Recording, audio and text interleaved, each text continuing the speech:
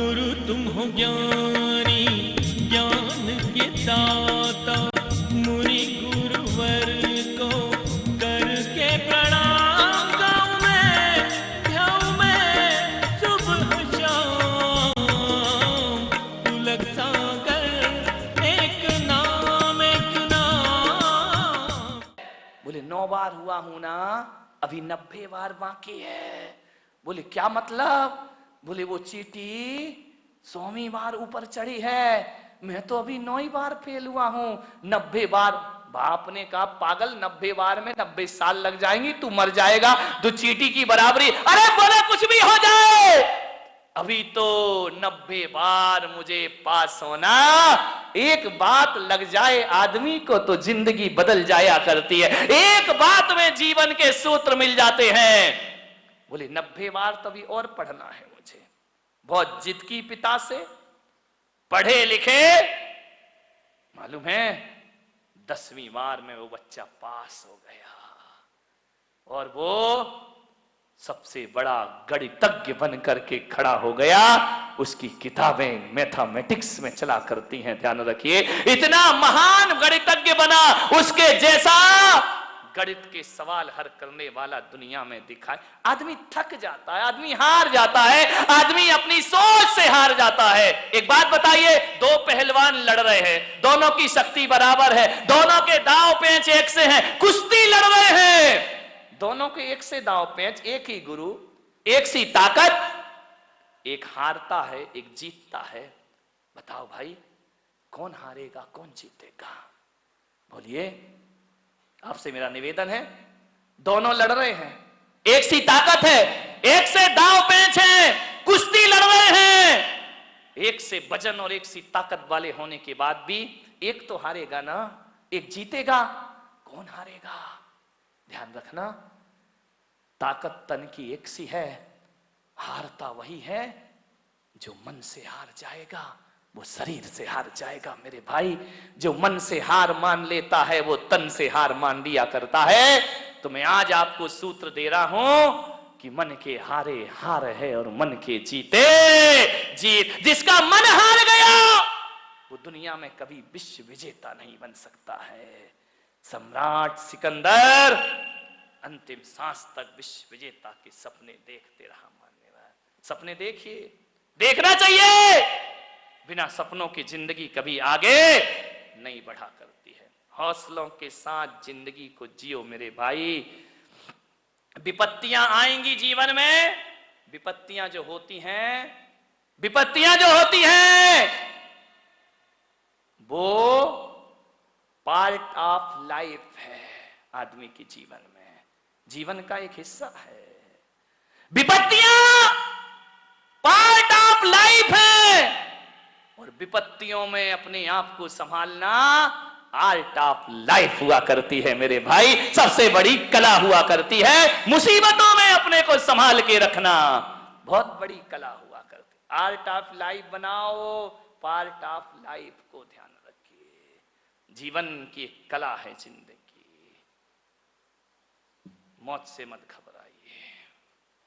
मान्यवर, जिंदगी जीने के लिए मिली है, इसे आत्महत्या की भट्टी में मत झोंकिए। पूरी जिंदा दिली के साथ जिंदगी को जीने का प्रयास करिए। जियो, बहुत आनंद है इस जिंदगी में। बच्चों पर इतने पढ़ाई का प्रेशर मत डालो।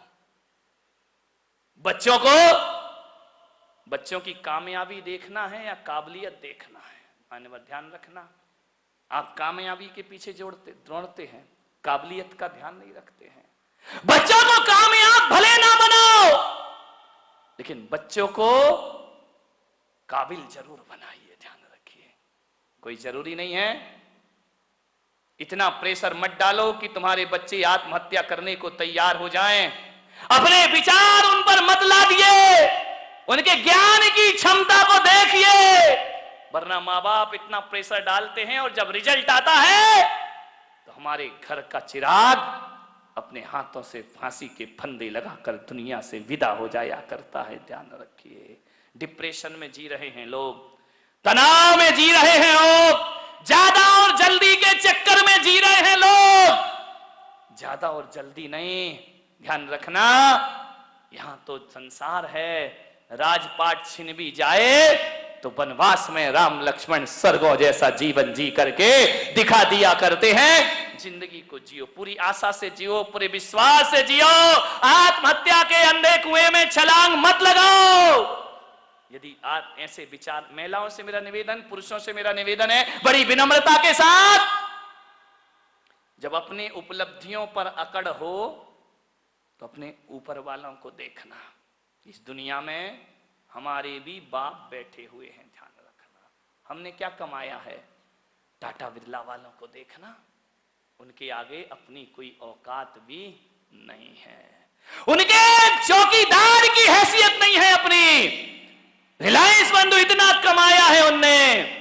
जब अकड़ पैदा हो तो ऊंचे वालों को देखना, और जब निराशा पैदा हो तो अपने से नीचे वाले को देखना। जिंदगी तुम्हारी आनंद में परिवर्तित हो जाएगी। मेरे पास इतना है, ईश्वर ने इतना दिया है।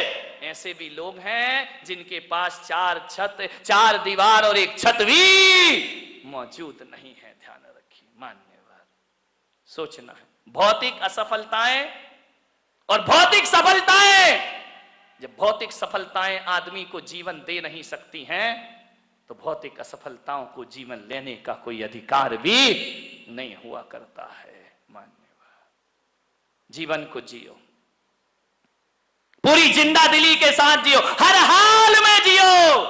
जैसा भी जीवन आए, ध्यान रखना। माता पिता डांट दे बच्चों को, गुस्सा कर दे, तो ये मत सोचना कि मेरे बाप ने मुझे डांट दिया, मेरी मां ने मुझे डांट दिया।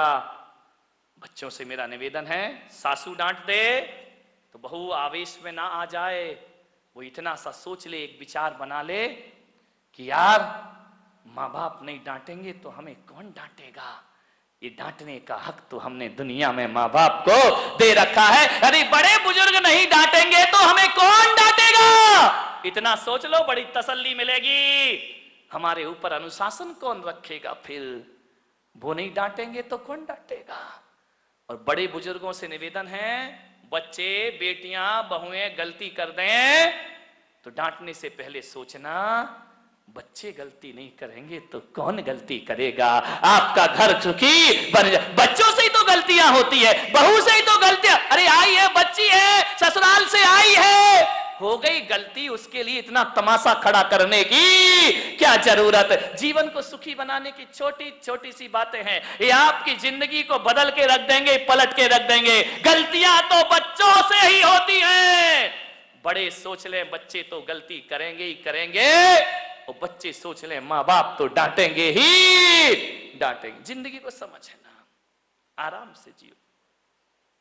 जिंदगी जीना एक कला है मेरे भाई, इस कला को थोड़ा सा सीखिए। कांटों पे नजर होगी तो दुनिया में कांटे ही कांटे हैं, फूलों पे नजर होगी तो दुनिया में फूल ही फूल हुआ करते हैं। मान्यवर, निवेदन है आपसे, पूरी जिंदगी को हौसले से जीने का प्रयास, हर हाल में जियो। एक साधु थे, अपनी बात समाप्त करता हूं। कुटिया में बैठे हुए थे और अचानक कोई एक गाय लेकर आया कि संत जी गौदान देता हूं, आज से ये गाय आपके आश्रम में रहेगी। संत ने कहा मजा आ गया, ये गाय मेरे आश्रम में रहेगी। बोले चेले चपाटी थे, बड़े खुश हुए, गाय आ गई, गाय आ गई, कल से दूध पिएंगे, दही बनेगा, छाछ मिलेगा, मावा मिलेगा। बहुत खुश हुए। संत ने गाय की बड़ी सेवा की, बड़े अच्छे से रखा, घास खिलाई, पानी पिलाया, बड़ी मस्ती संत की। 3 दिन बाद पता चला कोई गाय उठा के ले गया। संत ने कहा मजा आ गया। अरे चेलों ने कहा बाबा जी पागल हो गए क्या, गाय आई थी तब तो मजा आया था, ये चली गई तो अब गाय का। अरे बोले बड़ा मजा आ गया, बड़ी जिंदगी आनंदमय हो गई। अरे बोले संत जी पागल, दिमाग खराब तो। अरे बेटा नाचो, गाय गई, गाय गई। अरे बोले अब दूध कहां मिलेगा, मावा कहां मिलेगा, छाछ कहां मिलेगा।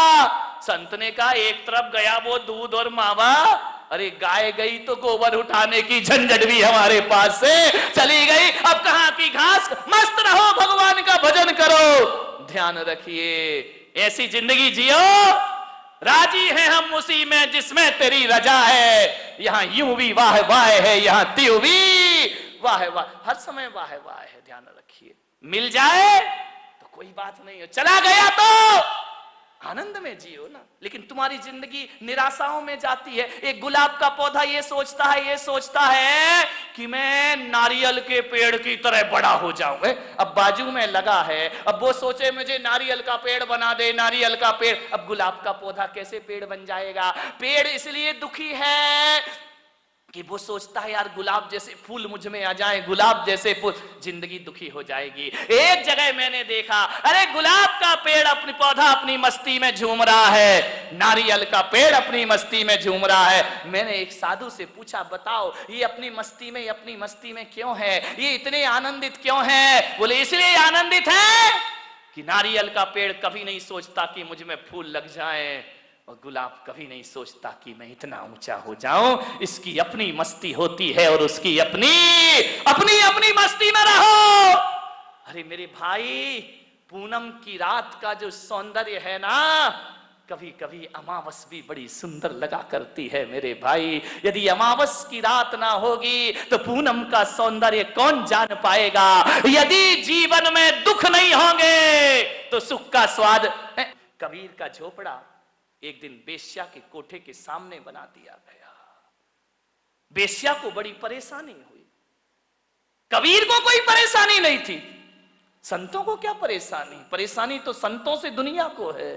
कबीर अपनी भक्ति करता था, राम नाम भजन में लीन रहता था। बेश्या को डिस्टर्ब हो गया। रोज बेश्या के कोठे में ढोलक बजती, तबले पर थाप पड़ती, घुंघरुओं की आवाज आती, और जब घुंघरुओं की आवाज और ढोलक की थाप पड़ती, कबीर उस संगीत में अपने राम का भजन किया करता, भगवान का स्मरण। बड़ा आनंद है मुझे इस जीवन में। लेकिन जैसे ही कबीर भजन गाता तो ये दीवाने मतवाले लोग वेश्या के कोठे में जाते और कबीर का भजन सुनते, कबीर के पास जाकर बैठ जाते। अरे वेश्या ने कहा, ये कबीर तो मेरा धंधा चौपट कर देगा।